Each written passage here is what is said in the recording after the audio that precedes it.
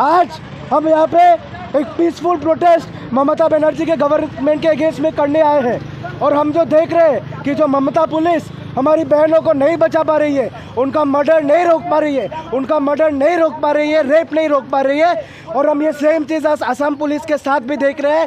जब हम peaceful protest कर रहे हैं, वो हमारी बहन कार्यकर्ताओं का हाथ खींच रहे हैं, पैर खींच रहे हैं। ये कहाँ का लॉ है, ये कहाँ का न्याय है?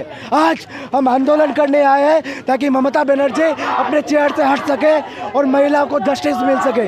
लेकिन यहाँ पे जस्टिस नहीं मिल रहा है और महिलाओं के ऊपर, हमारी बहन स्टूडेंट लोगों के ऊपर हाथ उठाया जा रहा है पुलिस की तरफ। তৃণমূল কংগ্রেস मतलब ये कह रहा है कि ঘুষপুতুল দাহ করব এবং আমরা প্রেমতলা পয়েন্ট থেকে টিএমসিপি অফিস পর্যন্ত আমরা এখানে এসেছি। আমরা মমতা ব্যানার্জি ঘুষপুতুল দাহ করব, তারপর এখান থেকে যাব।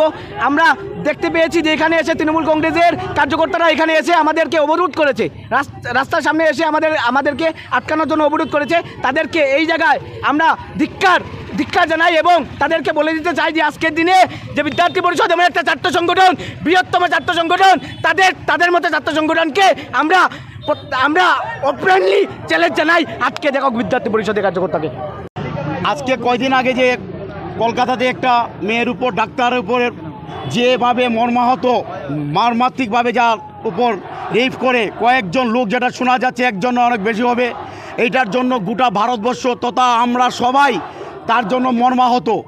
আমরা আমাদের যে যারা আছি, আমরা তৃণমূল কংগ্রেস হোক, বিভিন্ন সংগঠন, আমরা একই দাবি করি যে অতি সত্বর যারা কালপিট আছে, যারা দুষ্কৃতী, যারা কালপিট, যারা দর্শনকারী, তাদের কোনো জাত হয় না, তারা দর্শনকারী। যারা দর্শনকারী আছে তাদেরকে তাড়াতাড়ি শাস্তি দেওয়া হোক, তাদেরকে ফাঁসি দেওয়া হোক।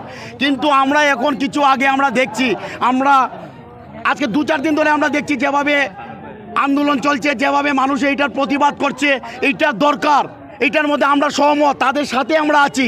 আজকে এখন দেখছি কিছু ভাই বোনরা এখানে আসছে এবং আমরা খবর পেয়েছি যে তৃণমূল কংগ্রেসের অফিসের সামনে এসে মমতা ব্যানার্জির কুশপুতুল দেওয়া করা হবে, কুশপুতুল দেওয়া করে স্লোগান দেওয়া হবে। তাই আমরা অফিসেই ছিলাম, আমরা হঠাৎ দেখলাম যে এইভাবে আসছে, খবর আসছে এইভাবে। তো এইগুলো জিনিস, একটা মেয়ে মারা গেছে, এইসব দেশের মধ্যে নারীর ওপর অত্যাচার চলছে, আর যারা বিজেপিরা এটাকে নিয়ে রাজনীতি করছে, এটা নিন্দনীয় জিনিস। রাজনীতির সময় না, আমরা তোমাদের সাথে আছি, আওয়াজ তুলতে রাজি আছি। তোমরা কোথায় ছিলে মণিপুরের সময় তোমরা কোথায় ছিলে? তোমরা আজকে দিল্লিতে যখন যন্তর মন্তরে আমাদের ভারতবর্ষের গৌরব খেলোয়াড়কে 1 মাস যখন তার দাবি চেয়েছিল যে তার উপর অত্যাচার হয়েছে, তার উপর নির্যাতন হয়েছে, কোথায় ছিলে? আমাদের শিলচরের আসাম ইউনিভার্সিটির মধ্যে যে একটা নির্যাতিত হলো, কোথায় ছিলে?